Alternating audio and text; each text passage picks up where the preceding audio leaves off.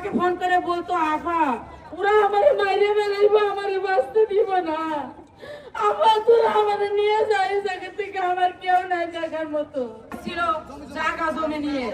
আমার ভাইকে হুমকি দামকি সবসময় তারা ফোনের ভিতরে দিত। হারিয়ে যায় তাহলে এবার আমি একদিন হারিয়ে যেতে পারি, আরো হুমকি দেওয়া। বিজ্ঞান প্রযুক্তির এই যুগে থানা বাংলাদেশ সেনাবাহিনী ডিসির অফিসেও তারা গরিব মানুষ হিসেবে যোগাযোগ করার চেষ্টা করেছে। আমি জেনেছি উল্লেখযোগ্য কোনো খোকসা প্রশাসনকে আমরা বিনীত অনুরোধ করতে চাই যে এই ছেলের ব্যাপারে তারা যেন ভূমিকা রাখে।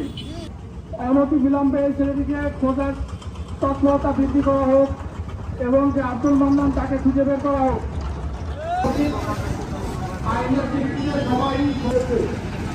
কিন্তু আমরা অত্যন্ত দুঃখিত, জমি নিয়ে যার সাথে বিরোধ জনাব আব্দুল মান্নান, উনি এই ছেলেটি নিখোঁজ হওয়ার পর থেকেই সেও নিখোঁজ আছে।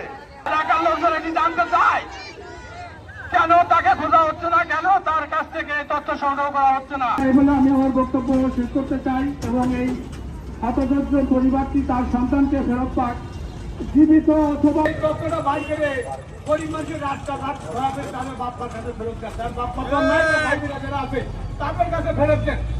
আমার ভাইকে খুঁজে পাই না আজকে 6 দিন ধরে, আমরা কেউরির কাছে কোনো কিছুই পাই নাই। আমরা থানায় সম্পূর্ণ সব জায়গায় আমরা গেছি, আমাদেরকে কোনো কেস মামলা কোনো কিছুই আমাদেরকে সহযোগিতা করি নাই। মৃত বা জীবিত আমাদের কাছে ফিরিয়ে পাইতে চাই। যেদিন নিখোঁজ হয় আমার পাশের বাড়ির যাদের সাথে আমার ভাইয়ের শত্রুতা তাদেরকে আমরা দেখেছি রাইতে 3:30 বাজে বাগান দিয়ে জঙ্গল দিয়ে তারা আমার ভাইকে তারাই গুম করেছে। মান্নান, হানো, তারপরে সাইদুল, তারপরে কাবু কালাম, জাহিদুল, তারপরে এরা সবাই মিলা ফ্যামিলির আমার ভাইকে গুম করে ফেলাইছে।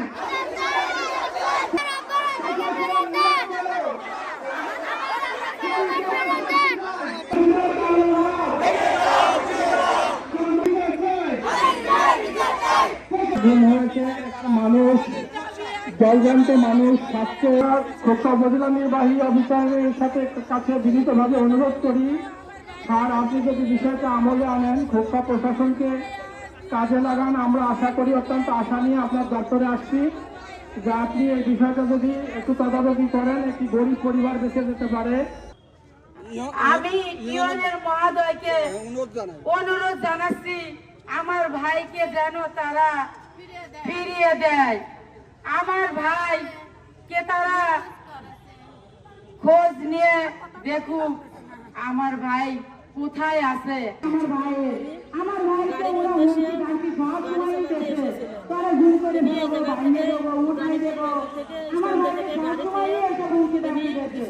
ওরা তাই করলো, আমার ভাইকে গুম করে ফেলাইলো। ওরা এই কাজটাই করলো, ঘর ভাঙতে পারি না, সব জায়গায় খুঁজছে, ঘর ভাঙতে পারি না, ওরা এই কাজটা আমার ভাইকে ফেলাইলে ওরা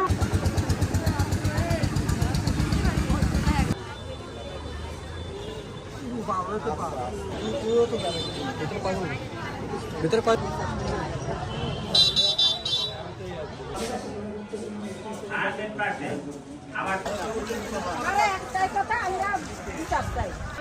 এপ্রিল 6:15 সময় বাস স্ট্যান্ড থেকে আজিম একটা এই ব্যানটা রেখে দোকানে চলে যাই। এরপর থেকে নিখোঁজ, তাকে কোনো খুঁজে পাওয়া যায় না। এই বিষয়ে থানার জিডি হয়েছে, জিডির কার্যক্রম চলমান আছে, জিডি তদন্তাধীন, জিডির আয়ু নিয়োগ করা হয়েছে, আমরা কার্যক্রম তদন্তাধীন আছে। আলহামদুলিল্লাহ। এই আপনারা সবাই 4-5 দিন হতে চলে, আপনার কতটুকু কেসের অগ্রগতি হলো? আমরা তদন্তাধীন আছে, খোঁজ খবর দিচ্ছি। আপনারা ভালো থাকেন, সবাই চলে যান, আমাদেরকে সময় দেন, ইনশাল্লাহ একটা ব্যবস্থা হবে।